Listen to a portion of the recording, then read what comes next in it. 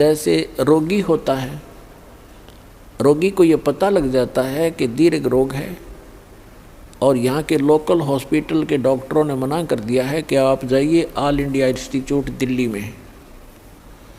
तो वहाँ जब ये डायरेक्शन मिलकर इंसान जाता है तो वहाँ चाहे प्रधानमंत्री हो और चाहे कोई फैक्ट्री मालिक हो, कितना उच्च पोस्ट प्राप्त व्यक्ति हो, उस समय उसको अपनी जान दिखाई देती है, अपनी पोस्ट पद दिखाई नहीं देता। डॉक्टर कहता लेट जाइए, वो तुरंत लेट जाता है। डॉक्टर कहता ये कपड़े निकाल दीजिए, तुरंत निकाल के रख देता है। उस समय उसके नखरे खत्म हो जाते हैं और तभी वो उपचार प्राप्त करता है। जब तक डॉक्टर के आज्ञा का पालन करता रहे, चाहे कुछ भी कहे वैसे ही, जहाँ लेटने को कहे वहीं लेटना पड़ेगा, जहाँ बैठने को कहेगा वह बैठना पड़ेगा, और कहेगा मुंह खोल सांस तेज ले, वो सारा कुछ करना पड़ेगा, तो तभी वो अपना उपचार करवा पाएगा।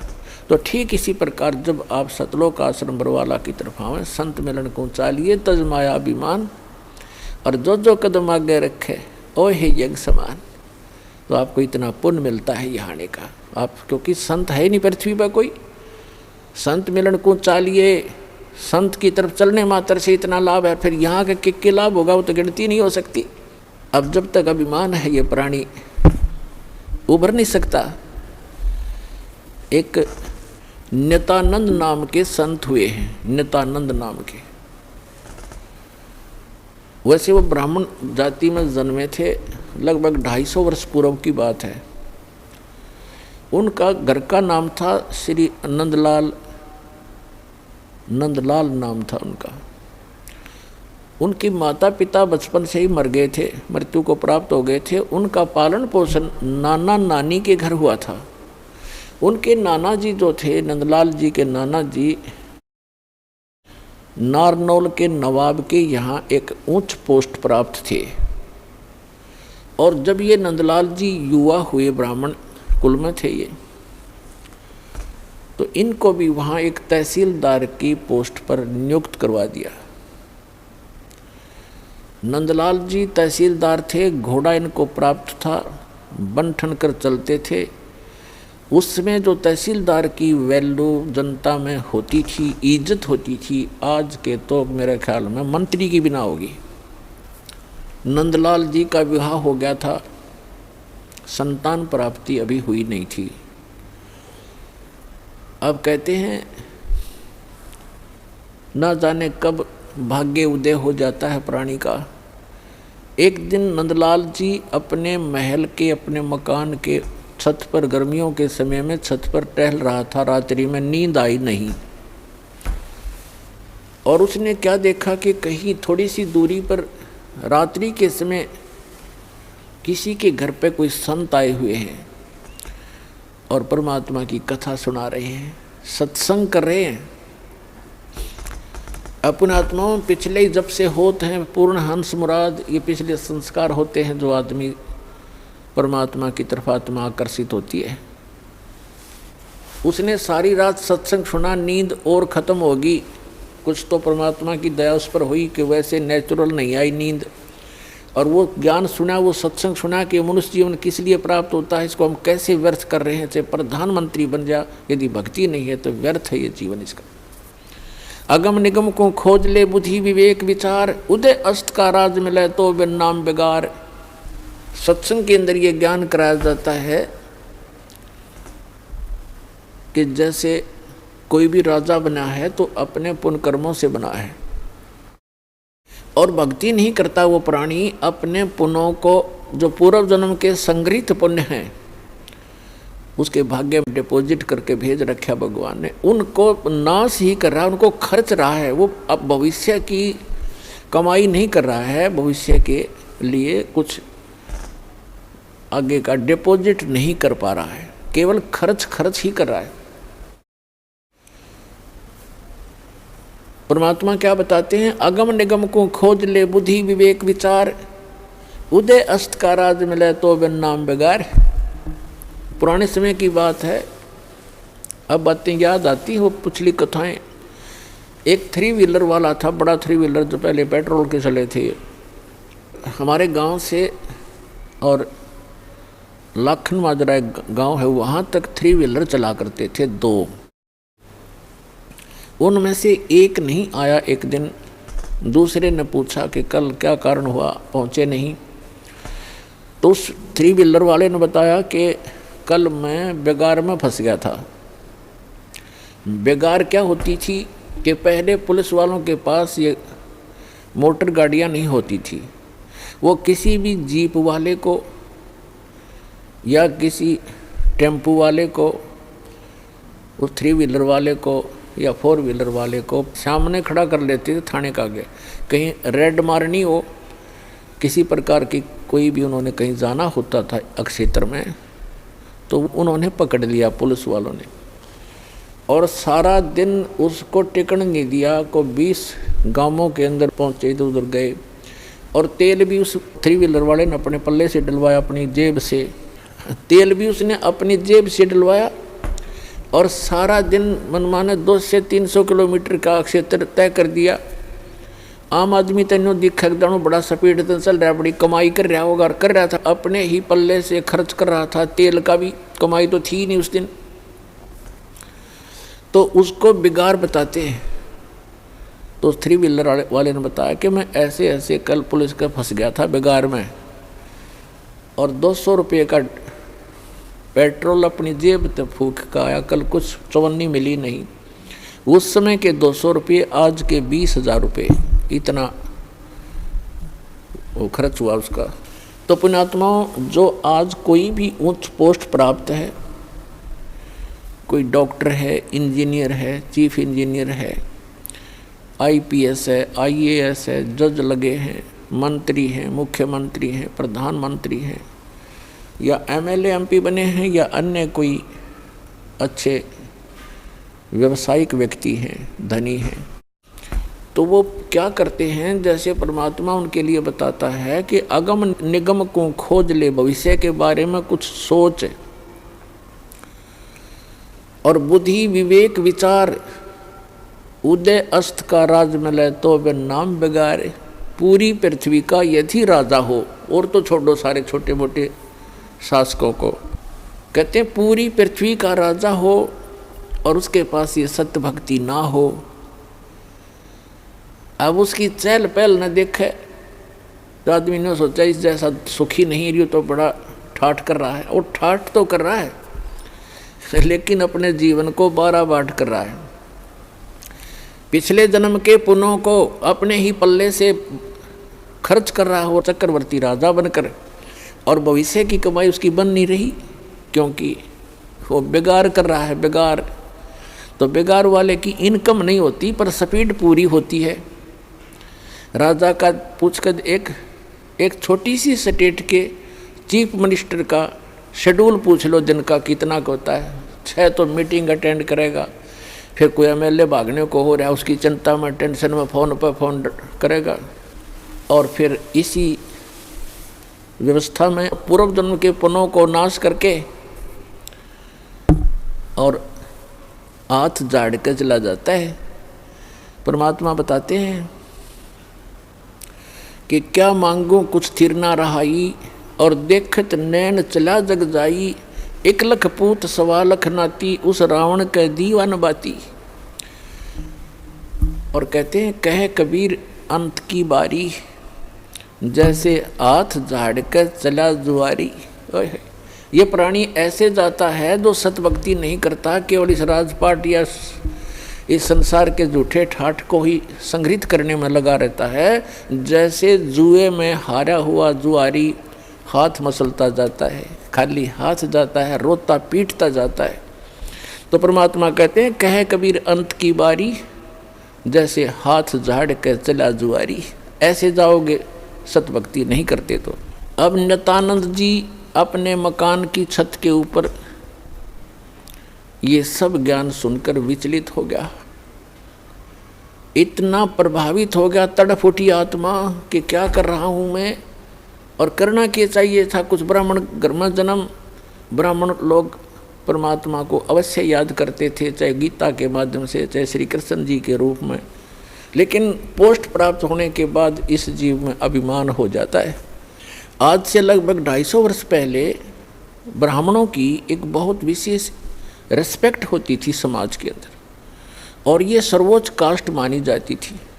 इस कारण से भी अभिमान एक ब्राह्मण के घर जन्मे व्यक्ति में स्वाभाविक हो जाता था कि मैं ब्राह्मण घर में जन्मा हूँ, ब्राह्मण कुल में जन्म है। दूसरे फिर वो तहसीलदार की पोस्ट। अब ये दो जबरदस्त बाधा उसके साथ अड़गी। एक तो ये कि हम तो जगत के गुरु ब्राह्मण, और एक सिंपल संत कहीं बैठकर कोई ज्ञान सुना रहा है और बता रहा है कि गुरु बिन माला फेरते, गुरु बिन देते दान, गुरु बिन दोनों निष्फल हैं, से पूछो वेद पुराण। रामकृष्ण से कौन बड़ो उन्हों भी गुरु कीन, 3 लोक के वे धनी गुरु आज्ञा थी। उधर से ये बातें कचोट रही उसको कि गुरु के बिना बात नहीं बने, और उधर से वो कह रहा है कि मैं तहसीलदार और ब्राह्मण, और कैसे जाके एक संत के सामने, सिंपल मैन के सामने अपना शीश नवाऊं, जाके कैसे नतमस्तक होऊंगा, नहीं जाऊंगा। फिर वो बातें याद आती है कि कबीर हरि के नाम बिना ये राजा रसब हो, माटी लदे कुमार के और घास ना नहीं रह कोई। परमात्मा की वो बातें याद आती, सत्संग के वचन के भक्ति नहीं करी तो जीवन नाश हो गया। और गुरु बनाने जाता है तो कुल के लोग क्या कहेंगे, ऊपर से तहसीलदार, और कैसे शीश निभाऊं जाके। अंत में पुण्यों की विजय हुई, पाप की हार हुई।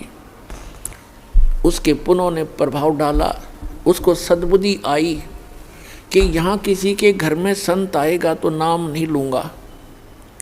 उस संत के बारे में जानकारी प्राप्त की कि ये कौन सत्संग कर रहा था, क्या हो रहा था रात्रि में, ये संत कौन है, कहाँ से आता है। उसका पता चला कि नारनौल से 2 किलोमीटर की दूरी पर बाहर बनी में जंगल में इनका आश्रम है। तो नित्यानंद जी ने सोचा कि सुबह सुबह चला जाऊंगा वक़्त से, उस समय तक गांव के नगर के लोग कोई नहीं पहुंचे होंगे और किसी को पता नहीं लगेगा कि तहसीलदार और ब्राह्मण किसी का चेला बन गया, और वक़्त से जाके नाम ले आऊँगा, फिर अपना भजन कर लिया करूँगा। तो इस उद्देश्य से वो वक़्त से उठा अगले दिन, नेक्स्ट डे, और घोड़े पर सवार हुआ, मुंह अंधेरे वक़्त से पहुंच गया, जा रहा था आश्रम की तरफ। उधर से वही संत, क्योंकि रात्रि के समय तो वो अपना सज धज कर जैसे भी कपड़ा उपड़ा लाल पीला बांध के और गया था। उस समय वो सिंपल एक सफ़ेद धोती लपेट के और सिर के बाल मुंडवा रखे थे, उसने उस तरह फिरवा रखा था संत जी ने। गुमानी दास नाम था, वो विष्णु उपासक वैष्णव पंथ के संत थे। और उस समय ये सोन को सोन गणे माना करते ब्राह्मण लोग खास कर। अब वो ये सोचकर चला था कि आज मैं मेरा जीवन सफल करने जा रहा हूँ, जैसा कि उसने सत्संग में सारे पहलुओं पर ज्ञान सुना था। आज मैं एक अनमोल काम करने जा रहा हूँ अपने जीवन का। और सामने से क्या देखा कि एक कचकोला कति कोरा उस तरह फिरवाया आदमी आवे। तो उसने अपने मन में जोड़ जुगाड़ किया कि देख ये कैसा मनुष्य व्यक्ति सुबह सुबह टकराया, मुझे मूंड मंडवा रखा इसका। क्योंकि मूंड तकरीबन ऐसे मंडवाते थे जिसका कोई मृत्यु हो जाती, उसको अपशकुन माना करते। तो फिर उसने सोचा भी वापस तो मुड़ूंगा नहीं, बार बार दाव लगे नहीं। तो उसने अपने ही सोच से क्या सोचा कि चल इस सोन को सोन के अपना कुछ जंतर मंत्र सोचा। उसने क्या सोचा, घोड़े के निकट जब वो व्यक्ति आया, शीश मुंडवा रखा था, जिसने मूंड मुंडा रखे थे, बाल कटवा रखे थे, उस तरह फिरवा रखा था, उसके निकट घोड़ा रोक के और सिर में मारे, ऐसे आंगली टोले मारा, टोले बोला रहे नो टोले मारे ने बोला मनु से तने आज जाना था मेरे आगे, मैं तो एक बहुत जरूरी काम में जा रहा था, तू कहाँ मर रहा सामने। अब वो संत उसके मुंह की तरफ देखा कि दिखे था सज्जन आदमी, और यू करे मेरे गल बकवाद क्या करा, इसने बता शर्म टोले मारे मेरा। अब क्या बोला भाई, संतों के साथ तो 1-2 रोज खसनिए आया करें जंगल में। वो संत उसकी तरफ देख कर चलता पड़ा। अब वो पहुंच गया डेरे में, वहाँ एक दो चेले रहते थे, उन्होंने देखा भी कोई अच्छा अफसर आ गया, घोड़े पर तो अफसर का ही आना होता है। वो नीचे उतरा, घोड़ा वृक्ष से बांध कर पूछा कि भी महाराज जी कहाँ हैं। उन भक्तों ने कहा जी आ जाओ बैठो। वहाँ बिछा दिया जैसा भी बिछोना होता आश्रम के अंदर। अभी आने वाले हैं, स्नान करके घूम फिर के आएंगे। अच्छा, वो बैठ गया। अब संत जी घूमने गए थे, इस साइड से आगे दूसरी साइड से घूम कर नहा धो के, और वो आकर बैठे, निवासन था सामने, और सामने वो बैठा नित्यानंद कति। अब उनकी हुई आँख चार दोनों की। संत ने देखा ये तो घोड़े वाला वो ही है भाई जो मेरा टोले मार के गया था सिर में। अब नित्यानंद जी ने देखा ये तो महात्मा था वही जिसको मैंने रास्ते में छेड़ दिया था। अब नित्यानंद जी शर्मिंदा हो गया, नीचे न गर्दन होगी नो, ऊपर ने नाड़ करी नहीं, क्योंकि पुण्यात्मा थे। घना लज्जा गे और नीचे गर्दन कर ली नो, और चरणों में गिर गए। तो संत जी कहने लगे कि भाई देखो बच्चों, यदि कोई कुम्हार से गढ़ा लेने जाता है मटका, तो उसको ऐसे टोले मार मार देखता है खरा है खोटा। तो भाई तुमने गुरुजी को टोले मार के परख लिया, कोई बुरी बात नहीं बेटा,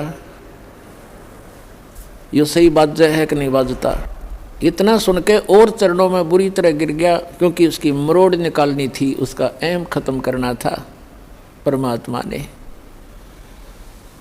और करबद्ध होकर कहने लगा, हे मालिक मैं बहुत नीच आत्मा हूँ और आप सचमुच संत हो, मैंने आपके साथ इतना अभद्र व्यवहार किया, आपने फिर भी मुझे सीने से लगा लिया।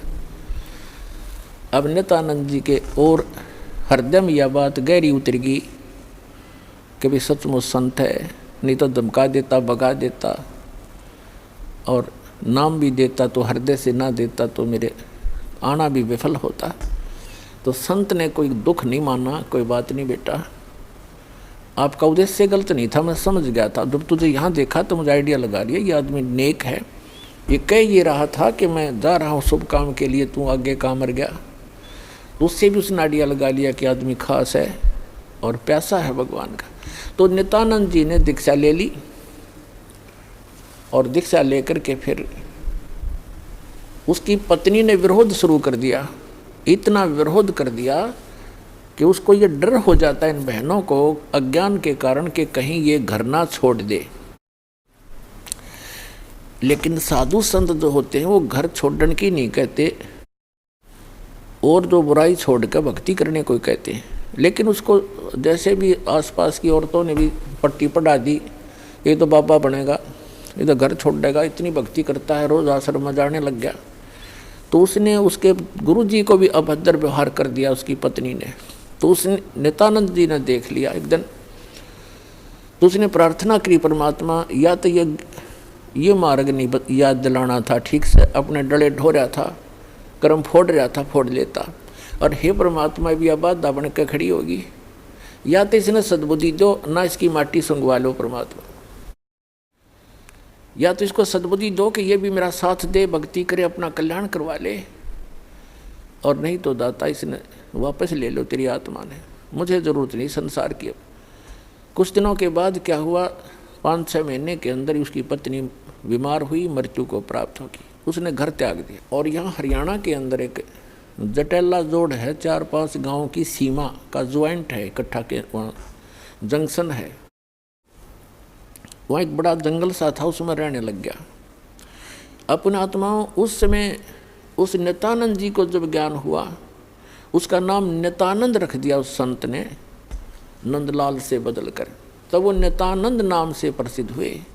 तो नित्यानंद जी ने फिर क्या कहा है कि ब्राह्मण कुल में जन्म था, मैं करता बहुत मरोड़, और गुरु गुमानी दास ने दिया कोबद गढ़ तोड़।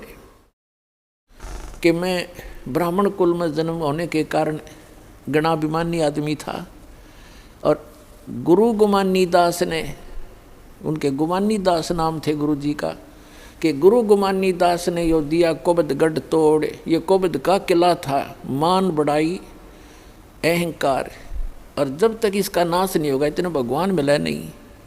सिर सौंप्या गुरुदेव को, सफल हुआ ये शीश, नितानंद इस शीस पर आप बसे जगदीश।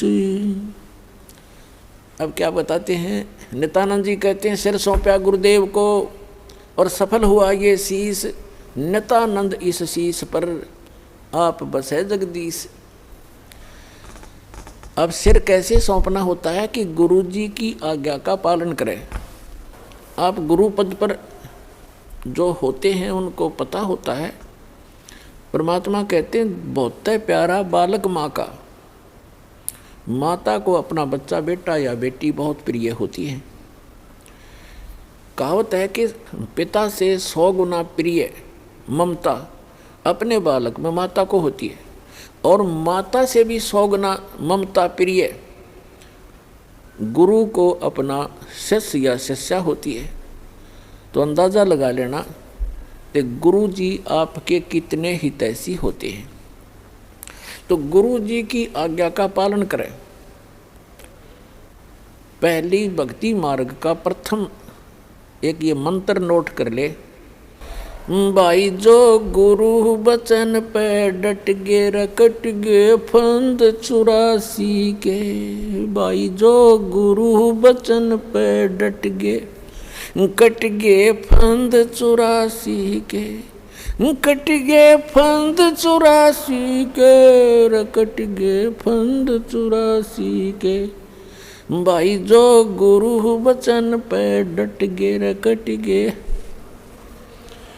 वस्तु मिली ठोर की ठोड़ मिट गी मन पापी की दौड़। वस्तु मिली ठोर की ठोड़ मिट गी मन पापी की दौड़। भरम मिटे मथुरा काशी के, भरम मिटे मथुरा काशी के। भाई जो गुरु बचन पे डट गे कट गे फंद 84 के, कट गे फंद 84 के, रकट गे। ये एक कवि का बनाया हुआ गान है। इसमें भी बहुत प्रेरणा है कि जो गुरु जी के वचन पर स्थिर हो जाते हैं, गुरु जी की आज्ञा का पालन करते हैं, उनके ये 84 लाख योनियों में दुख पाने के ये संकट समाप्त हो जाते हैं। अब कैसे गुरु की आज्ञा का पालन करना है। सिर सौंपा गुरुदेव को सफल होया ये शीश। नित्यानंद इस शीश पर आप बसे जगदीश। सिर कैसे सौंपना होता है? सिर काटना नहीं, गुरु जी के आज्ञा का पालन करना ही सिर सौंपना होता। एक गुरुजी थे, उनके 4-5 शिष्य थे, आश्रम में रहते थे। रोज ही प्रतिदिन शिक्षा यही दी जाती है। प्रत्येक गुरु जो होते हैं ये 5-4 फार्मूले पक्के सिखाता है गुरु को, चेलों को, और ये ही कारगर होते हैं। अब जैसे कोई भी भांग बोता है खेत में, तो वो भी खेत को संवारने के तरीके सारे बता देगा, लेकिन बीज गलत है तो वो सारे तरीके गलत हो गए। बीज ना था, गेहूँ बो दिए, भांग। ये तो बाद में बताऊंगा, लेकिन जो प्रसंग चल रहा है उसी को आगे बढ़ाते हैं। एक गुरुजी थे और वो अपने शिष्यों को शिक्षा देते ही रहते हैं, जैसे प्रतिदिन सत्संग के माध्यम से या वैसे भी टिप्पणी करते हैं, बैठते हैं जब बच्चे, अच्छी शिक्षा देते हैं। एक दिन गुरुजी ने कहा कि देखो भाई, जो गुरुजी की आज्ञा पालन नहीं करते बच्चों, वो कभी सफल नहीं होते, उनको घोर पाप लगता है, उनकी भक्ति नाश हो जाती है। सब शिष्य बैठे हैं, गुरुजी आसन पर बैठे हैं, वो वहाँ बैठे बैठे सुन रहे हैं। जी गुरुजी बिल्कुल सही है। तो गुरुजी ने कहा कि मेरा एक आदेश है कि तुम मेरे सिर में अपने 5-5 जूते मारो। और ये भी शिक्षा दी जाती थी, गुरु मानुष कर जानते ते नरक ये अंध, महादुखी संसार में आ गई यम के फंद। गुरु को परमात्मा के तुल्य मानना चाहिए। अब उनके सामने धर्म संकट खड़ा हो गया। गुरु जी की आज्ञा का पालन नहीं करें तो भक्ति का नाश हो गया, और गुरु जी की तरफ हाथ कर दिया तो कट जाए वो हाथ, इससे अच्छा था। तो उस गुरुदेव ने कहा, मैं क्या शिक्षा दे रहा था तुम्हारे को, बस ऐसे भक्त तो मेरी आज्ञा का पालन नहीं कर रहे। नीची गर्दन कर ली। एक खड़ा हुआ, अपना जूता निकाला, गुरुजी के पास आकर बैठ गया और अपने सिर में 5 जूते मारे, मट्टाए मट मट्टाए मट। तब गुरुजी ने कहा, भाई डंडी मत मारे, तेरे सिर में नहीं मेरे सिर में कहा था मैंने। तब उस चेले ने कहा कि गुरुदेव, इस दास का शीश भी तो आपका ही है।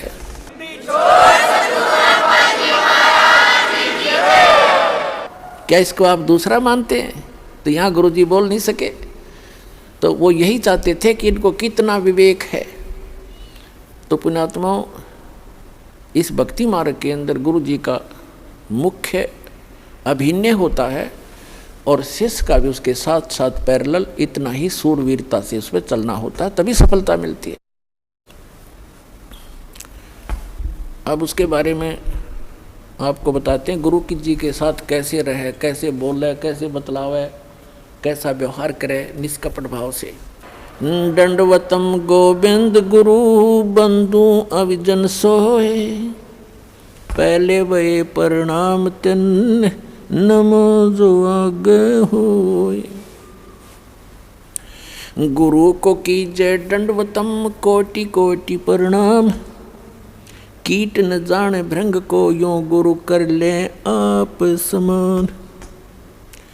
गुरु गोविंद कर जानियो रहियो शब्द समाए, मिले तो दंडवत बंदगी नहीं पल पल ध्यान लगावे। गुरु मानुष कर जानते ते नर कहिए अंध, महा दुखी संसार में फिर आगे काल के फंद।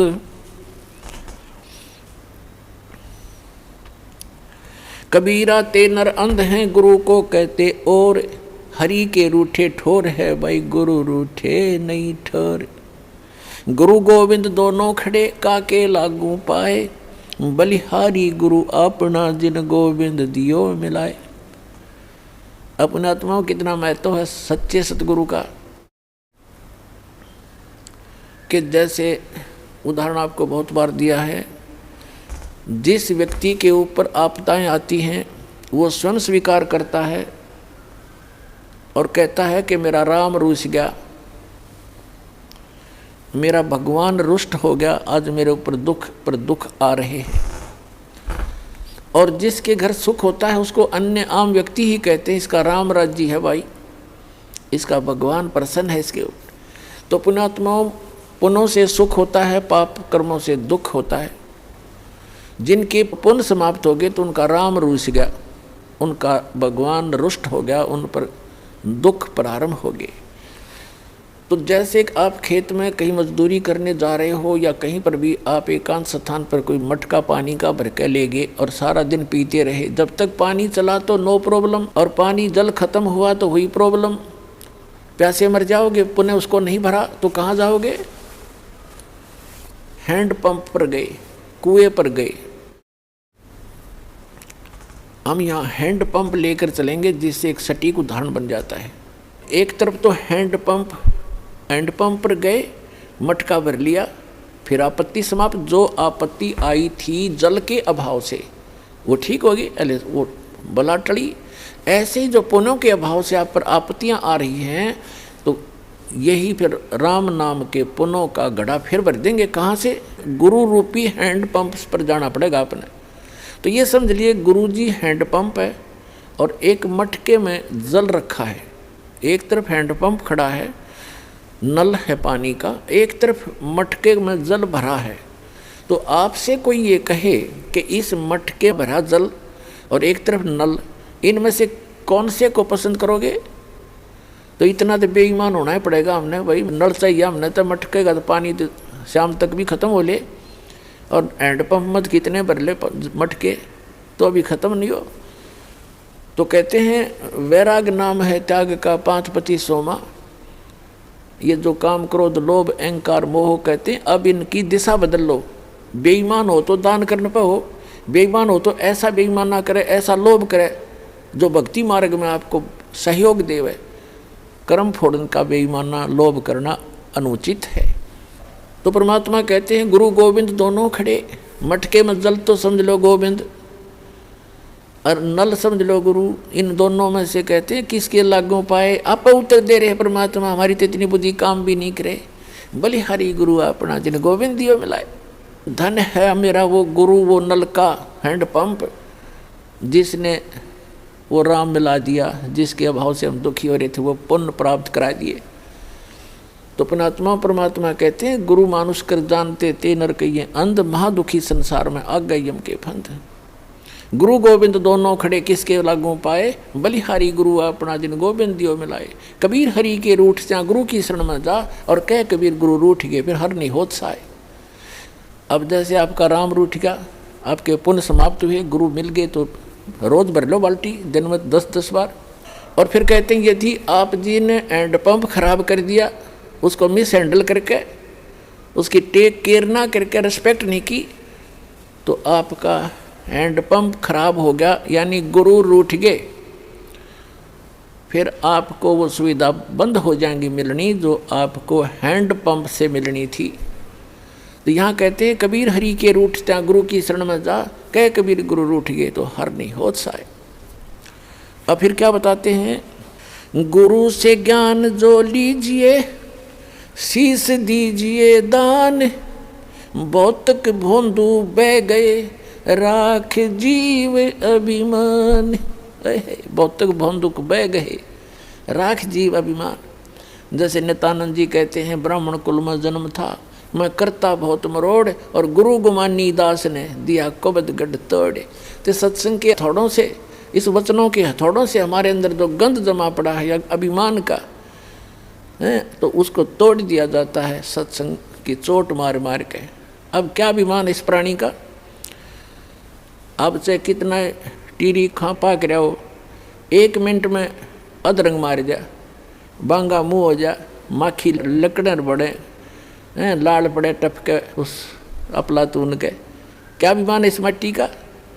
अपना पीछा छुटावे, कर्म बनावे, विनम्र होकर सत्संग में आवे। और कबीर साहब कहते हैं ऐसी बाणी बोलिए मन का आपा खोए, और उनको शीतल करे आप भी शीतल होए। तो इसके लिए अपने अभिमान को त्याग कर जो आप बात करोगे, देखना सामने वाला आत्मा कैसे गदगद हो जाएगी। तो एक भक्त के बोलने का, उसके चलने और बैठने का, उसके नज़र और देखने का तरीका नॉर्मल होता है, और तभी वो भक्त कहता है। एक वैसे बकवादियों की तरह चाल रहा है, बकवादियों की तरह तस्मे लावर नो टेढ़ा देखे, वो तो ढेढ़ आदमी है, भक्ति करता है चाहे ना करता है। तो सत्संग के अंदर आकर के सत्संगी कहला करके, भक्त कहला करके, उसमें भक्त वाले गुण स्वाभाविक बन जाने चाहिए, तो सत्संग से उनका ज्ञान होता है। तो क्या बताते हैं, गुरु से ज्ञान जो लीजिए, शीश दीजिए दान, और भौतुक भोंदू बह गए, राख जीव अभिमान। गुरु समान दाता नहीं, याचक से समान, और 3 लोक की संपदा सो गुरु दीनी दान।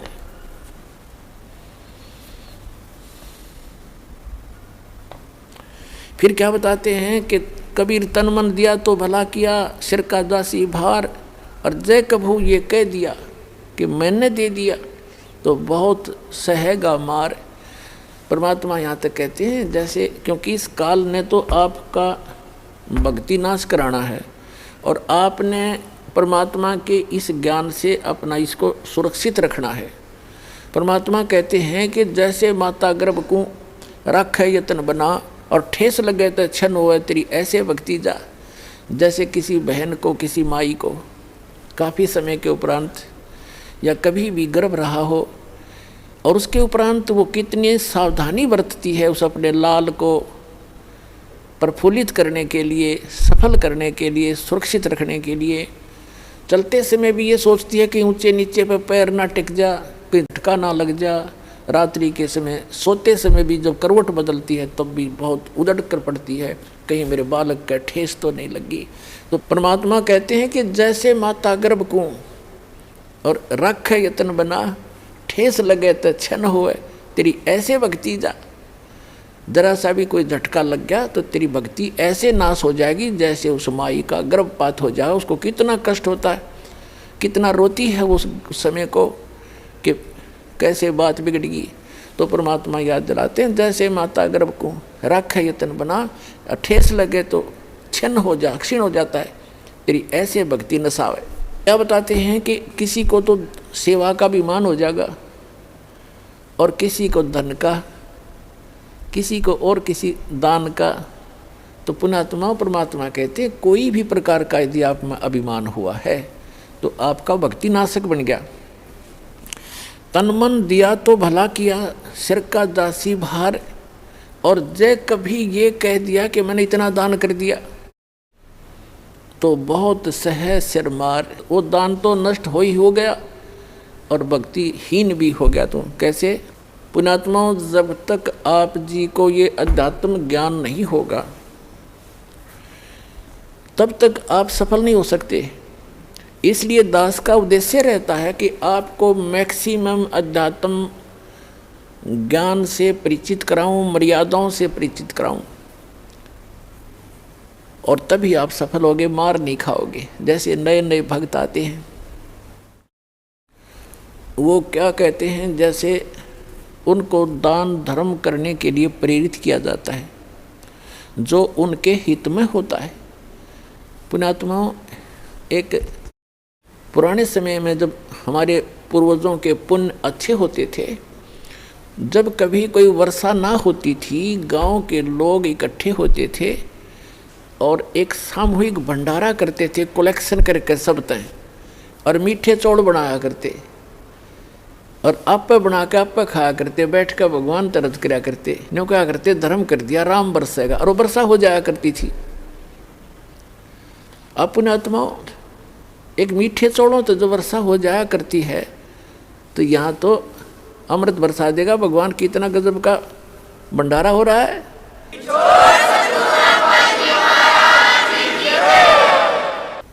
एक भक्त के साथ दो भक्त और व्यक्ति आगे, आम जैसे सत्संग में हम अलाउड करते हैं, आ जाओ भाई, आ जाओ, सत्संग भी सुन लेंगे। तो उन्होंने देखा यहाँ जहाँ भी सत्संग हमारा चल रहा है कि क्या करते हैं, गरम गरम चाय की टैंकी भरी है और गर्मियों के दिन में कहीं नींबुओं के टोकरी की टोकरी भरी है, चीनी की बोरी खोल रखी है, और भगत काटे नींबू बिलाओ, पानी बनाओ, सिकंजर गुट गुट पियो, कोई खाना खा रहा है, कोई दूध पी रहा है, कहीं हलवा मिल रहा है।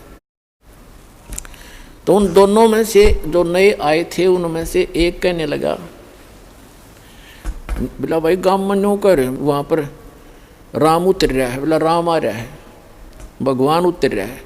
वो दूसरा बुद्धिमान था, वो कहने लगा, रहा ऐसा धर्म जहाँ पर हो, ऐसा धर्म हो रहा हो, वहाँ तो राम ना उतर रहा हो तो उतर जा।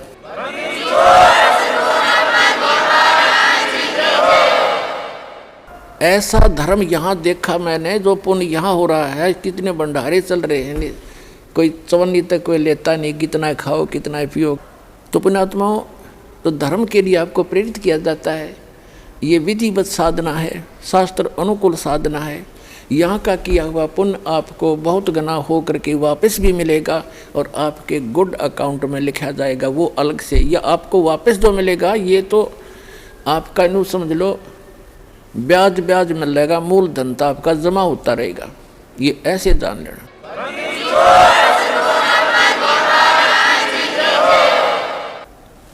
तो जैसे हम दान धर्म के लिए प्रेरित करते हैं, कहते धर्म तो दसके नहीं दसके तीनों लोक, और खैर आए तुम्हें खैर है कि तुम पोख, धर्म का नाश नहीं होता।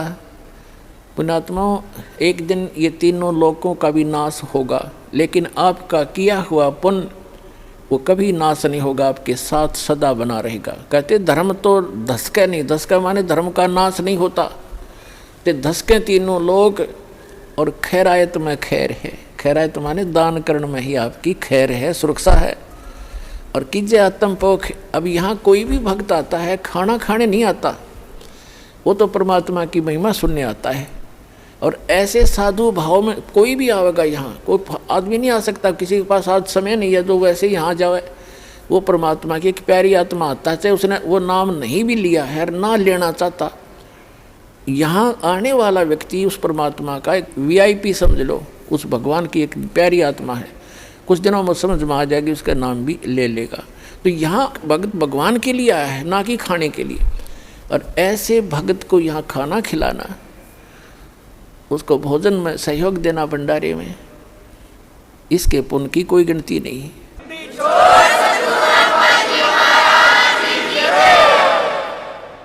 अब क्या प्रसंग चल रहा है कि जैसे कई भक्तों को प्रेरणा दी जाती है कि भाई आप जोत बोलो हवन के लिए।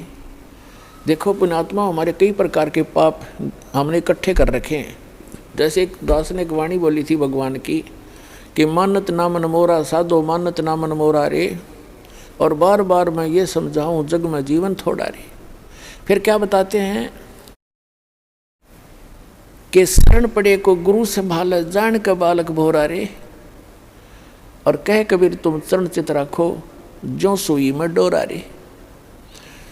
जैसे कोई बालक छोटा सा होता है, 5-4 महीने का, 7-8 महीने का, 9 महीने का बच्चा, वो पालने में सुला रखा होता, माता काम लग जाती है अपने घर के काम में।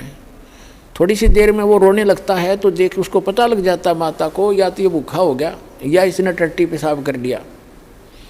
तो जाकर देखती है तो टट्टी पेशाब करके और सारे कपड़ों को भी खराब कर रखे, अपने पैर पूर भी खराब कर रखे हैं, हाथ हूथ भी लगा रखा है, टट्टी लगी उसके हाथों के। तो उस माता को वो बच्चा बुरा नहीं लगता, वो उसको उठाती है और नवाती है, खूब साफ करती है, उसके कपड़े धोती है, नए कपड़े पहनाती है, फिर लाड करती है, सीने से लगाती है। उसको मालूम है कि बालक है, इसको पता नहीं, इस अनजान है, ये ऐसे सारा दोना टट्टी में सना पड़ा है, तो उसको बुरा नहीं लगता। माता को पता है, सब पता नहीं। तो इसी प्रकार आप जब यहाँ आए हो, इस कलयुग में पहुँच चुके हो, आप इतने पाप कर्मों से सन गए हो और आपको पता नहीं कितने पाप कर लिए, जैसे उस बालक ने कर लिए, उसको पता ही नहीं तू ये क्या कर रहा है। तो ऐसे अबोध जानता है भगवान आपको, ये सत्कर्म मान ले।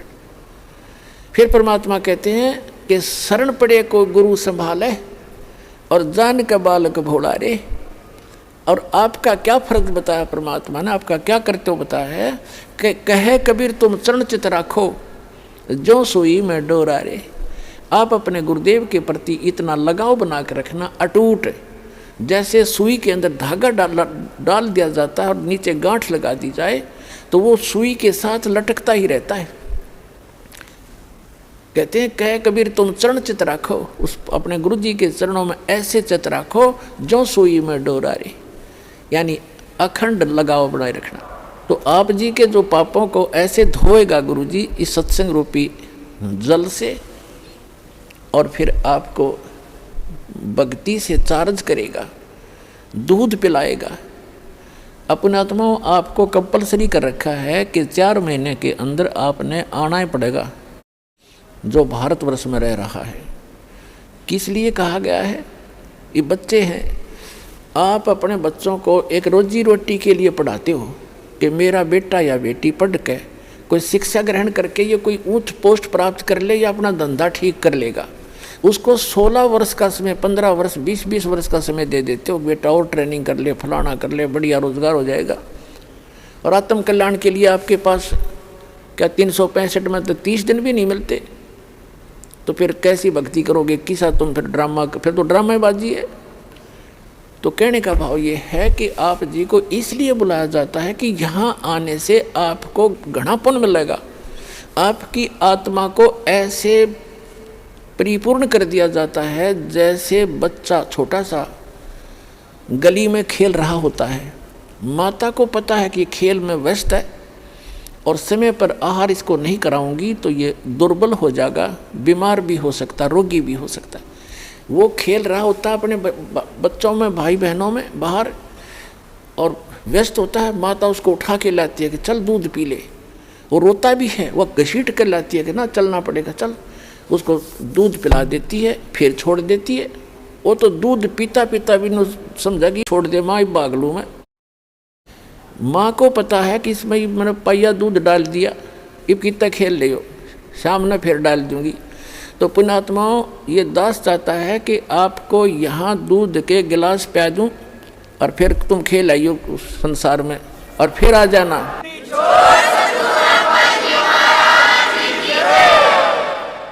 ताकि आपकी आत्मा दुर्बल ना हो और आप जल्दी युवा हो जाओ। जैसे माता पिता देखना चाहता है मेरे बेटा बेटी जल्दी युवा हो जाए, स्वस्थ रहें। दास के आप बेटा बेटी हो, आत्मा के पिता गुरु होते हैं और शरीर के पिता माता पिता अन्य होते हैं। तो दास उस दृष्टिकोण से है, जैसे आपको बताया था कि बालक प्यारा बहुत ही माँ का, उनसे बढ़कर शिष्य गुरुओं का। तो आप जी गुरु जी को जो बच्चे होते हैं, शिष्य होते हैं, वो माँ से भी कई गुना 100 गुना अधिक प्यारे होते हैं। इसलिए आपको बार बार बुलाया जाता है, संत मिलन को चालिए तजमाया अभिमान, और जो जो कदम आगे रखे ओ है यज्ञ समान। तो कितना परिपूर्ण हो रहे हो आप, और आप कितने भूखे हो, कितने खाली हो चुके हो, इतना पुण्य कराया जाएगा आपसे यहाँ पर। और जब जाके आपकी स्थिति ऊपर उभरेगी, इतना माइनस हो गया, आपके पुण्य पाप इतने बढ़ गए। अब क्या बताते हैं कि परमात्मा क्या कहते हैं कि जैसे भक्तिहीन प्राणी जो होता है, आपको कितना त्याग किया जाएगा, पर परमात्मा कहते हैं कि आपको एक श्वास उस श्वास का ऐसा मंत्र दिया जाएगा सतनाम, जिसके एक ही सिमरण की इतनी कमाई बनेगी आपकी। कहते हैं सतनाम तराजू के एक पालड़े में, और पृथ्वी लोक, स्वर्ग लोक और पाताल लोक, ये तीनों लोक तो पासिंग रख दे, जो सौदे में नहीं है। इससे हटकर इस ब्रह्मांड के अंदर जो 14 लोक हैं, विष्णु जी का लोक, शिव जी का लोक, इंद्र का लोक और शंकर जी का लोक, दुर्गा का लोक, और ऊपर ब्रह्मलोक, और उसके ब्रह्मलोक के अंदर और धर्मराय का लोक, ऐसे एक इंद्र का अलग से लोक है, एक कॉमन स्वर्ग है। इस तरह के 14 लोक चढ़ा दे, और एक श्वास उस श्वास के सतनाम की परम संत से दीक्षा लेकर के सिमरन की कीमत एक पालड़े में रख दे, और 3 लोग पासंग रख दे। कहते तो ना तुले तुलाया राम रंग होरी हो, सतनाम पालड़े रंग होरी हो, 14 लोक चढ़ावे राम रंग होरी हो, 3 लोक पासंग धरे रंग होरी हो, तो ना तुले तुलाया राम रंग होरी हो। होरी माने खुशी, कि अब खुशी मनाओ तुम, ये झूठी होली मनाओ लाल पीड़े मुंह करके, वो नहीं, अब होगी असली खुशी, अब असली होरी। एक सतनाम की कीमत आपको कितनी मिलेगी। तो कहने का भाव ये है कि जैसे भक्तों से कहा जाता है कि आप जी ऐसे करो ऐसे करो, ये क्रियाएं बताई जाती हैं जो स्टूडेंट को, विद्यार्थी को टीचर बताया करता है, ये होमवर्क, ये क्लास वर्क। तो कई अनजान भक्त कहते हैं मैंने जोत भी चढ़ा दी, 6 महीने हो गए, नाम भी ले रखा है, और मुझे कोई विशेष लाभ नहीं मिलता, पाठ भी करा दिया। तो कई तो ऐसे होते हैं कि मुझे कोई लाभ नहीं हो रहा, मैं तो नाम त्याग दिया या त्याग दूंगा। तो पुण्यात्माओं, अध्यात्म ज्ञानहीन प्राणी ही ऐसे विचार रखता है। इसलिए दास की कोशिश रहती है प्रत्येक सत्संग में कि कोई ना कोई ऐसा टॉपिक क्लियर करूं जिससे आपकी शंकाएं समाप्त हों। अब ये सोचना, जैसे सर्दी के मौसम में दिसंबर और जनवरी, ये हरियाणा प्रदेश सर्दी खूब जोर की गिरती है, और उस समय आप जी ने कोई स्वेटर पहन रखी है, और आप ये कहते हो कि मैंने स्वेटर भी पहन रखी है, कपड़े भी मोटे पहन रखे हैं, और फिर भी मुझे ठंड लग रही है। तो पुण्यात्माओं, समझदार व्यक्ति क्या करेगा? क्या वो समझदार होगा? न्यू कह उस स्वेटर ने भी उतार दे कि क्या फ़ायदा हुआ इससे, मुझे कोई लाभ नहीं हो रहा, कपड़े भी निकाल दे। ये तो बौड़ी बूझ करेगा इस बात ने, ये सिर्फ जो कति मूर्ख होगा। समझदार व्यक्ति क्या करेगा? स्वेटर आपने डाल रखी है, स्वेटर की जितनी क्षमता है उसने उतना बचाव आपका सर्दी से कर रखा है, उसके लिए यूँ नहीं कि उसने निकाल के धर दे और कपड़े भी उतार दे, क्या लाभ हुआ? वो तो महामूर्ख होगा। तो उसके लिए उसका तरीका ये है कि जर्सी और पहने, और उससे भी ना सर्दी फिर भी ठंड लगे तो कंबल ओढ़े। तो पुण्यात्माओं, धर्म से ही दुख दूर होंगे, भक्ति से ही। भक्ति में सारी चीज इंक्लूड हैं, दान भी, सिमरण भी, नित्य नियम भी, मर्यादा भी। और जैसा भी आप दान धर्म कर रहे हो, यूं समझ ले आपने स्वेटर पहन ली और उस स्वेटर उतारने से कोई लाभ नहीं होगा, और बढ़ाना पड़ेगा। आप जर्सी और पहन लो और जुराब अच्छी मजबूत पहन लो, यानी धर्म को बढ़ावे, घटन नहीं दे। भक्ति बढ़ानी चाहिए, घटनी नहीं चाहिए, तभी आपको सफलता होगी। तो पुण्यात्माओं, आपका सौभाग्य है, आपको यथार्थ भक्ति मार्ग सुनने को मिला। और ये वो शुभ दिन है, आज के दिन दास का ये अध्यात्म जन्म हुआ था।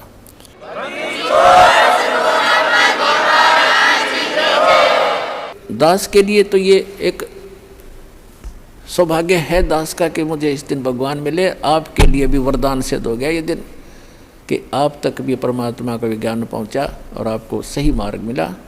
इस पर डटे रहना, लगे रहना, औरों को भी समझाना। बोलो सतगुरुदेव की।